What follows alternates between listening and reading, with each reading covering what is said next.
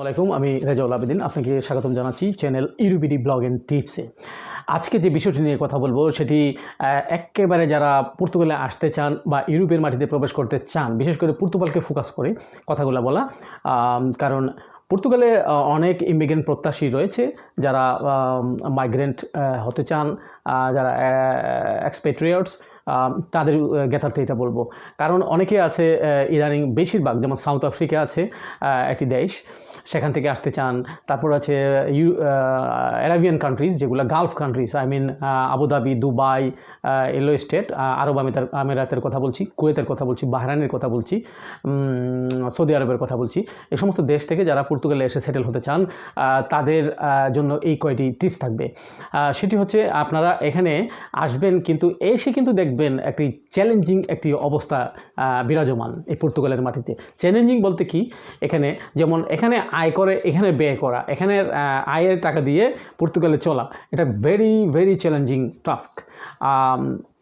আপনাকে যে জিনিসটি করতে হবে সেটা হচ্ছে, অবশ্যই আমি বলবো পর্তুগালের মাটিতে প্রবেশ করবেন, অ্যাটলিস্ট আপনার 6 মাসের এখানে থাকা খাওয়ার টাকা পয়সা আপনি নিজে পকেটে নিয়ে আসবেন। না হয় এখানে এসে আপনার এই অর্থনৈতিক একটা কষ্টের মধ্যে পড়তে হবে, আল্লাহ না করুক। কারণ যারা ভাই আপনি এসেই এখানে একটা জব পেয়ে যাবেন, রুটি রুজির ব্যবস্থা করে ফেলতে পারবেন, এরকম ভাই বন্ধু ফ্যামিলির লোকজন কয়জনেরই বা আছে। সেক্ষেত্রে আমি ধরে নিলাম আপনার কেউই নেই, হ্যাঁ, আপনি একা, আপনি কাউকে চিনেন না, জানেন না। সেক্ষেত্রে আপনার কি, সেক্ষেত্রে আপনার মিনিমাম 6 মান্থ, 6 মাসের একটি খরচপাতি করে এখানে চলার মতো একটা ব্যবস্থা আপনি অবশ্যই নিয়ে আসবেন।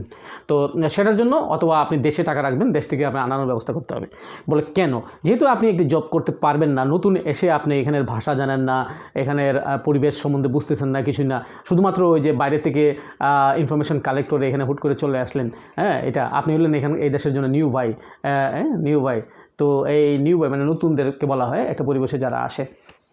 তো আমি বলবো এখানে এসে আপনি কীভাবে কী করবেন। প্রথমে এসে আপনি এখানে একটা চাকরি বাকরির ব্যবস্থা করে নিতে হবে, মানে রুটি রুজির ব্যবস্থা করে নিতে হবে। তো এখানে প্রথমে এসে একটু পরিশ্রমের কাজ করতে হবে আপনাকে। যদি আপনি স্কিলড না হন, ধরেন আপনি কোনো ভাষা জানেন না পর্তুগালের, তাহলে একটা পর্তুগিজ কোম্পানি তো আপনি কাজ পাবেন না, শুধুমাত্র পাবেন হচ্ছে গিয়ে এগ্রিকালচারে। অনেক ভাই ব্রাদাররা দেখেছি আমি, বিভিন্ন জনে বিভিন্ন কিছু ভিডিও বা ক্লিপে একদম বলে দেয় একবার পর্তুগালের সব সোজা, পর্তুগালে 1500 ইউরো আর 2000 ইউরো কামানো যায়, হ্যাঁ, এই ব্যাপারগুলো। তো পর্তুগালে সব কিছু করা সম্ভব, কিন্তু আপনার এটা লাইন জানতে হবে, আবার সেই লাইনে যেতে হবে, তারপরে আপনি জব খুঁজতে হবে, আর আপনার ব্যাটে বলে হলে দেন আপনি জব পাবেন, হ্যাঁ, আপনি কর্মসংস্থানের ব্যবস্থা হবে। নতুবা কঠিন, very very tough time will be in Portugal for you. So be careful. আর কথা হচ্ছে, আপনি কোন কোন সেক্টরে আপনি কাজ প্রথমে আপনি এসে সার্চ করবেন, সেটা হচ্ছে আপনি প্রথমেই আপনি ফ্রান্সে থাকেন, ডেনমার্কে থাকেন, বা নতুন আসছেন, আপনি দেখবেন এসে আপনি তো রেডি সব পাবেন না। সেক্ষেত্রে আপনাকে এগ্রিকালচার সেক্টরটাকে ফোকাস করতে হবে। এগ্রিকালচার সেক্টরের আবার কথা আছে, কিছু নেপালি কোম্পানি আছে, ইন্ডিয়ান মালিকানাধীন বা নেপালি মালিকানাধীন কিছু কোম্পানি আছে, এগুলোতে যাবেন না। আমি বি কেয়ারফুল, সতর্ক থাকার জন্য কথাটা বললাম বাংলাদেশি ভাইদের। কারণ এই নেপালিরা এরা হচ্ছে কি, আপনার কাজ করলেন 2 মাস, দেখা গেলো 1 মাসের বেতন দিল, বাকি 1 মাসের বেতন দিল না, আপনি বাধ্য হয়ে চলে আসতে হবে। কারণ আপনার দেখা গেলো আপনি একটা জব পেয়েছেন, সে ফর এক্সাম্পল আপনি লিসবনের বাইরে থেকে লিসবনে আসবেন, লিসবনের বাইরে কাজ করেন, লিসবনে চলে আসবেন, আপনাকে দিচ্ছি বলে আপনি চলে আসলেন, ঠিক আছে, আপনি দেখলেন যে আপনার ব্যাংকের অ্যাকাউন্টে ওই স্যালারিটা আর দেই নাই, এবং এই ক্ষেত্রে এইটাই ঘটনার সম্ভাবনা উজ্জ্বল। তো আমি সাবধান করে দিচ্ছি, আপনি চেষ্টা করবেন যেমন মাল্টি টেম্পু, বেলদা রোজা, এই ধরনের আরও ভালো ভালো কোম্পানি রয়েছে পর্তুগালের, এগ্রিকালচার কোম্পানি, সেই এগ্রিকালচার কোম্পানি খুঁজে আপনি যাবেন, নতুবা আপনি যাবেন না। দরকার হলে আপনি নিজের পকেটে টাকা খরচ করে চলার মতো ব্যবস্থা করে থাকবেন কষ্ট করে, তারপরে একটা ভালো লাইন পেলে যাবেন, নাহলে দৌড়াইয়া ওই লিসবন বাইরে গেলে পরে কষ্ট হবে। লিসবনের বাইরে গেলে হালাল ফুড পাওয়া যায় না, তারপরে নামাজ কালাম যারা নামাজি মানুষ, হ্যাঁ, তাদের জন্য মসজিদের ব্যবস্থার সেই নাই, এটা নাই। তারপর বাংলাদেশি কমিউনিটির মানুষদেরও তো বেশি পাবেন না, আপনি বিপদে পড়লে কী হবে। তো গেল একটা, দেশ থেকে টাকা আনবেন, দেখবেন ওইখানে মানি ট্রান্সফারের নাই, ঠিক আছে, মানি রিসিভ করার জন্য, উইথড্র করার জন্য, যেমন ওয়েস্টার্ন ইউনিয়ন, মানিগ্রাম, ঠিক আছে। এটা ছাড়াও আপনি এই যে বাংলাদেশি ভাইদের হলে তো বাংলাদেশি ভাইরা একটা এজেন্টের মাধ্যমে যেভাবে হোক বিকাশের মাধ্যমে টাকা পয়সা আনানোর ব্যবস্থা করা যায়, সেটা এখানে সম্ভব হবে না আউটসাইড অফ লিসবন। কতিপয় জায়গা রয়েছে, সেগুলো হচ্ছে যেমন আপনি এই পোর্তো রয়েছে, ব্রাগা রয়েছে, হ্যাঁ, এই সমস্ত সিটিগুলোতে কিছু বাংলাদেশি ভাইয়েরা আছে অবশ্য, এটা ব্যতিক্রম। তো যা হোক, কথাগুলো যে বললাম, চ্যালেঞ্জিং ইয়েতে টিকে থাকার জন্য, পরিস্থিতিতে টিকে থাকার জন্য আপনাকে যা যা করতে হবে সেটা হচ্ছে এই কিছু ক্যাপিটাল বাজেট রাখতে হবে আগে থেকে। তারপরে আপনি জব সার্চ করতে হবে বিভিন্ন সেক্টরে, এগ্রিকালচারের কথা বললাম। তারপরে আসেন এবার ফুড ডেলিভারি। ভাই, আমি যারা বাংলাদেশে বসে আছেন কিংবা অন্যান্য দেশে বসে আছেন, ড্রাইভিং লাইসেন্স অত্যন্ত গুরুত্বপূর্ণ। আপনি ইংল্যান্ডে থাকুন, অনেকে ইংল্যান্ড থেকেও ড্রাইভিং লাইসেন্স করে ফেলতে পারে। সেটা আপনি ড্রাইভিং লাইসেন্স বাংলাদেশ থেকেও আপনি নিয়ে আসেন। প্রফেশনাল আনার ম্যান্ডেটরি না, নন প্রফেশনাল ড্রাইভিং লাইসেন্স হলে গুরুত্বপূর্ণ, তাড়াতাড়ি এক্সচেঞ্জ করা যায়। দেখা গেছে অনেকে 3 থেকে 4 মাস সময় নেয়, বাট এক্সচেঞ্জ করে ঠিক আপনার এখানে পর্তুগিজ একটা ড্রাইভিং লাইসেন্স দিবে। সেক্ষেত্রে আপনি পর্তুগিজ অঞ্চলে, পর্তুগাল দেশের মধ্যে আপনি ড্রাইভিং করে জীবিকা নির্বাহ করতে পারেন। ড্রাইভিং পেশাটা জানলে অনেক সুবিধা। এই ড্রাইভিং করে আপনি কিন্তু ওই যে বাঙালি ভাইদের মালামাল, বিভিন্ন দোকানের জন্য মালামাল আপনার দূর থেকে এনে দিতে পারেন, সহযোগিতা করতে পারেন। এতে করে ভালো ইনকাম করার সুযোগ রয়েছে। প্রত্যেক ট্রিপে আপনি টাকা পাবেন। যেগুলো অনেক দোকানদার আছে যারা মিনি মার্কাদো বলে এদিকে, গ্রোসারি শপ, সেই গ্রোসারি শপগুলোতে ফ্রুট নিয়ে আসে লরেশ থেকে। সেই লরেশে আপনি মাল, আপনি খালি গাড়ি যাবেন ওনাকে নিয়ে, আবার মাল ভর্তি করে নিয়ে আসবেন। তো ওনাকে মাল উঠাই দেওয়ার জন্য হেল্প করলেন, পাশাপাশি আপনি মাল পৌঁছিয়ে দেওয়ার জন্য আপনার গাড়ি দিয়ে হেল্প করলেন। আর সেক্ষেত্রে আপনি একটা চার্জ করবেন কত ইউরো। সেক্ষেত্রে মিনিমাম আপনি ধরেন 35 ইউরো, 50 ইউরো এরকম করে অনেকে দেয়। তো এটা ডিপেন্ড করে হচ্ছে কী পরিমাণ মাল আপনি নিলেন। তো একদিনে যদি আপনি সপ্তাহে 2 দিন কাজ যদি করতে পারেন লরেশের জন্য, 2 দিন বা 3 দিন কাজ করেন সপ্তাহে ধরেন, ড্রাইভাররা বেকার থাকে না, তারপরে ধরলাম আপনি 7 দিনের মধ্যে আপনি ধরলাম এবারে যে 4 দিন কাজ আপনার আছে। তো 4 দিনের কাজে যদি আপনি 3টা করে আপনি দৈনিক যদি আপনি 3টা করে ট্রিপ মিনিমাম মারেন, তাহলে কত হয়? 3টা ট্রিপে আপনি যদি 40 ইউরো করে কামান, 3 4 12, 120 ইউরো একদিনে, তাহলে 2 দিনে হচ্ছে 240 ইউরো, ঠিক আছে। আর 4 দিনে হলে কত ইউরো হয় দেখছেন? এক সপ্তাহে আপনার কত আয়? তো ড্রাইভারদের অনেক আয়। সেক্ষেত্রে আপনাকে কী করতে হবে? একটা গাড়ি নিতে হবে মাল টানা পরিবহনের জন্য। তো এই জন্য ভাই এই ড্রাইভিং পেশাটা বি কেয়ারফুল, ভালো করে শিখবেন। দেশে থাকলে বা যে কোনো দেশে থাকুন, ভালো করে শিখে আসবেন এদেশে। আর এই দেশের সবগুলো গাড়ি অটো, হ্যাঁ, অটো গাড়িগুলো শিখবেন আর কি, অটোমেটিক, অর্থাৎ না, ম্যানুয়াল না। ম্যানুয়াল শিখলে ভালো, বাট কথা হচ্ছে ম্যানুয়াল এখানে ইউরোপের মাটিতে চলে না, তো অত্যাধুনিক জামানা এইটাই। তারপরে ড্রাইভিং পেশার পরে আপনি আরেকটা জিনিস হবে স্কিল, অর্থাৎ আপনি বিভিন্ন কাজে যদি আপনি দক্ষতা অর্জন করতে পারেন, যেমন ওয়েল্ডিংয়ের কাজ আপনার জানা আছে, যেমন আপনি আপনি যে বিল্ডিং কনস্ট্রাকশনের কাজ পারেন, যদি আপনি একটু পরিশ্রমী হন, এনার্জেটিক হন, তাহলে আপনি কি করতে পারেন? যেমন আপনি রাজমিস্ত্রির কথা বললাম, আপনি এই কাজটা কিন্তু পর্তুগালে ভালো চাহিদা আছে। সেক্ষেত্রে আপনার 5.5 ইউরো পর্যন্ত আপনার প্রতি ঘন্টায় কামানো যায়। 5.5 ইউরো প্রতি ঘন্টায় কামানো যায়, অর্থাৎ এইগুলাতে কনস্ট্রাকশনের কাজে। রুট কনস্ট্রাকশন আছে এবং বিল্ডিং কনস্ট্রাকশন আছে। আর এইসব কনস্ট্রাকশনের বেশিরভাগ কোম্পানিগুলোর মালিক হচ্ছে আফ্রিকানরা। হ্যাঁ, আফ্রিকানরা।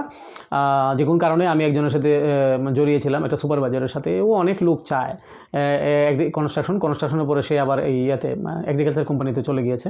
তো আরেকজন সুপারভাইজার আমাদের দেশি ভাই আছে নোয়াখালীর, সেও অনেক ভালো পয়সা কামায়, ওইখানে কথা বলতে পারে। দেখেন, এগ্রিকালচার যখন যাবেন তখন কিন্তু পর্তুগিজ শব্দটা ম্যান্ডেটরি না। আপনি তখন হিন্দি জানলেও ভালো, ইংলিশ জানলে অনেক ভালো। এতে করে আপনি হিন্দি জানলে অনেকগুলো মানুষের সাথে ম্যানেজ করতে পারেন। যেমন পাকিস্তানি মানুষ যদি কিছু থাকে, অল্প সংখ্যায় ইন্ডিয়ান থাকে, তাদের সাথে আপনি কথা বলে পারবেন, ঠিক আছে। বাংলা তো আর চলবে না, বাঙালি ভাই থাকলে বাংলায় কথা, সেটা ম্যাটার না।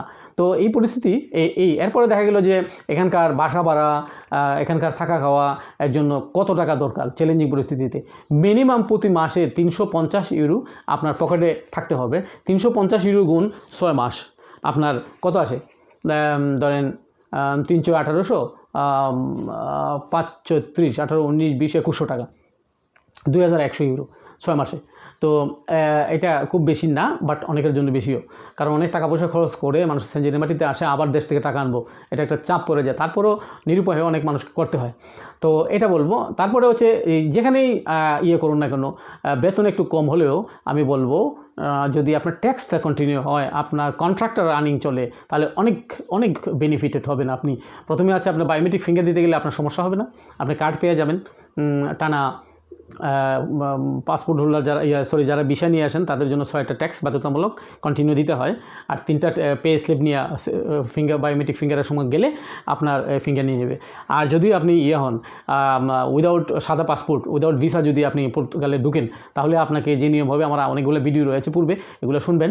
আর এটা হচ্ছে তাদের জন্য মিনিমাম 12টা ট্যাক্স কন্টিনিউ দিতে হবে। আরও বেশি ট্যাক্স দেওয়া লাগে, কারণ যখন আপনি সেফ এন্ট্রি করেন তার দেখা গেছে 14 মাস 15 মাস 16 মাস পরে কিন্তু তারা ইমেল পাঠায়।